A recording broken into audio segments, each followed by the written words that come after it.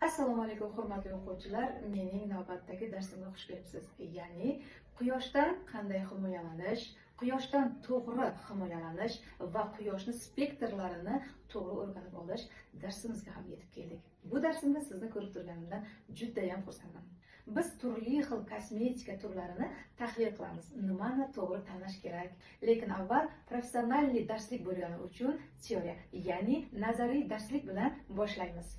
Demak, quyosh nurlari 3 spektrga bo'linadi. Infraqizil ko'rinadigan va ultrabinafsha spektrlariga. Siz va men shunga ko'ra o'rta spektrni, ya'ni ko'rinadigan spektrni biz ko'ramiz. Biz to'lqin uzunligiga mos ravishda pastroq va yuqoriroq bo'lgan, ya'ni infraqizil va ultrabinafsha spektrlarini ko'rmayapmiz. Ammo agar biz ularni ko'rmasak, ular bizga hech qanday ta'sir o'tkazmaydi degani emas. Albatta, yaxshigina ta'sir qiladi va odamlar bronzalashadi. Giperpigmentatsiya haqida gapirganda, ular ultrabinafsha nurlanishiga eng ko'p e'tibor berishadi. Shuning uchun biz u bilan darsni boshlaymiz. Ultraviolet nurlari A